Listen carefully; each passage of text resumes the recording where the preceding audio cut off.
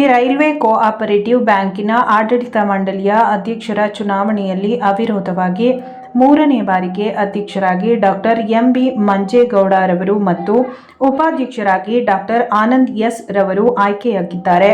ನಿರ್ದೇಶಕರುಗಳಾದ Hanumanthu, Yogananda, ಮುತ್ತುಕುಮಾರ್, Chandrashekhar, Nandakumar, Shweta S, Nirmala C ಉಪಸ್ಥಿತರಿದ್ದರು. ಇದೇ ವೇಳೆ ಮಾಧ್ಯಮಗಳ ಜೊತೆ ಮಾತನಾಡಿದ ಸತತ ಮೂರನೇ ಬಾರಿಗೆ ಅಧ್ಯಕ್ಷರಾಗಿ ಆಯ್ಕೆಯಾದ ಡಾಕ್ಟರ್ ಎಂಬಿ ಮಂಜೇಗೌಡ ಅವರು, ಬ್ಯಾಂಕಿನ ಏಳಿಗೆಗಾಗಿ ಕಳೆದ 2 ಬಾರಿ ನನ್ನನ್ನು ಅಧ್ಯಕ್ಷರನ್ನಾಗಿ ಆಯ್ಕೆ ಮಾಡಿದ್ದು, ಮೂರನೇ ಬಾರಿಯೂ ಮತ್ತೆ ಮತದಾರರು ನನಗೆ ಆಶೀರ್ವಾದ ಮಾಡಿ ಅಧ್ಯಕ್ಷನಾಗಿ ಮಾಡಿದ್ದಾರೆ. ಹಾಗಾಗಿ ನನ್ನನ್ನು ಬೆಂಬಲಿಸಿ ಮತ ಹಾಕಿದ ಪ್ರತಿಯೊಬ್ಬರಿಗೂ ಕೃತಜ್ಞತೆ ಸಲ್ಲಿಸುತ್ತೇನೆ. ಮೂರನೇ ಬಾರಿಗೆ ನನ್ನನ್ನು ಅಧ್ಯಕ್ಷರನ್ನಾಗಿ ಆಯ್ಕೆ ಮಾಡುವುದರ ಮೂಲಕ ನನಗೆ ಮತ್ತಷ್ಟು ಹೆಚ್ಚಿನ ಜವಾಬ್ದಾರಿಗಳನ್ನು ನನ್ನ ಮತದಾರರು ನೀಡಿದ್ದಾರೆ. ಮುಂದಿನ ದಿನಗಳಲ್ಲಿ ಅವರ ಏಳಿಗೆಗಾಗಿ ಶ್ರಮಿಸುತ್ತೇನೆ. ನನ್ನ ಮೇಲೆ ಇಟ್ಟಂತಹ ನಂಬಿಕೆಯನ್ನು ಉಳಿಸಿಕೊಳ್ಳುತ್ತೇನೆ. ಈ ಮೂಲಕ ಪ್ರತಿಯೊಬ್ಬರಿಗೂ ನಾನು ಹೃದಯಪೂರ್ವಕ ಧನ್ಯವಾದಗಳನ್ನು ತಿಳಿಸುತ್ತೇನೆ ಎಂದು ತಮ್ಮ ಸಂತಸವನ್ನು ಹಂಚಿಕೊಂಡಿದ್ದಾರೆ.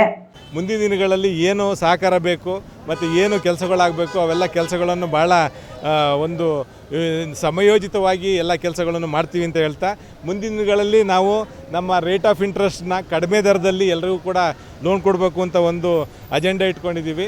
ಸೊ ಅದೇ ರೀತಿ ಇವತ್ತು ನಾನು ಹಿಂದೆ ಕೂಡ ಈಗ ಹೇಳಿದ್ದೆ, ಇದೇ ಒಂದು ಫೈನಾನ್ಷಿಯಲ್ ಇಯರಿಂದ 0.5% ಲೋನು ಕೂಡ ಕಡಿಮೆ ಮಾಡೋವಂಥದ್ದು ನಾನು ಆಲ್ರೆಡಿ ರೇಟ್ ಆಫ್ ಇಂಟ್ರೆಸ್ಟ್ ಕಡಿಮೆ ಮಾಡ್ತಾ ಇದ್ದೀವಿ.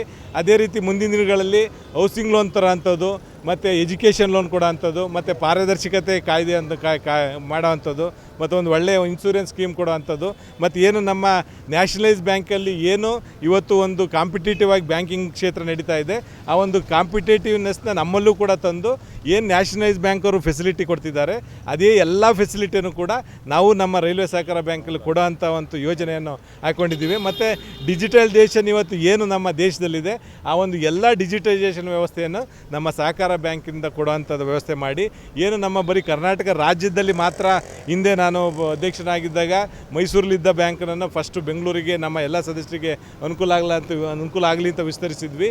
ಈಗ ಮುಂದಿನ ದಿನಗಳಲ್ಲಿ ಇಡೀ ನಮ್ಮ ಕರ್ನಾಟಕ ರಾಜ್ಯ ಮತ್ತು ಅಕ್ಕಪಕ್ಕ ರಾಜ್ಯಗಳಿಗೂ ಕೂಡ ನಮ್ಮ ರೈಲ್ವೆ ಸಹಕಾರ ಬ್ಯಾಂಕನ್ನು ವಿಸ್ತರಿಸ್ತೀವಿ. ಮತ್ತು ಏನು ನಮ್ಮ ಹಿಂದೆ ಮಹಾರಾಜರು ಮಾಡಿದಂಥ ಈ ಒಂದು ಜಾಗ, ಮಹಾರಾಜರು ಕೊಟ್ಟಂಥ ಈ ಒಂದು ಜಾಗದಲ್ಲೇ ನಮ್ಮ ಕಂಪ್ಲೀಟ್ ಕರ್ನಾಟಕ ರಾಜ್ಯದ ಮತ್ತು ಒಂದು ಬಹುರಾಜ್ಯ ಬ್ಯಾಂಕಿಂಗ್ ಮಾಡಬೇಕು ಅಂತ ಹೊರಟಿದ್ದೀವಿ.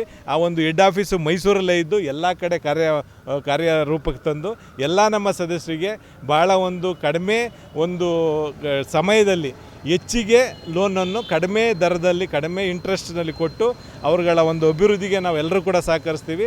ಸೊ ಈ ಒಂದು ಅಭೂತಪೂರ್ವ ಗೆಲುವಿಗೆ ಸಹಕರಿಸಿದ ಎಲ್ಲ ನಮ್ಮ ನಿರ್ದೇಶಕರಿಗೆ ಮತ್ತು ಸದಸ್ಯರಿಗೆ ತುಂಬ ಹೃದಯ ಧನ್ಯವಾದಗಳನ್ನು ಸಲ್ಲಿಸ್ತಾ ಇದ್ದೀನಿ.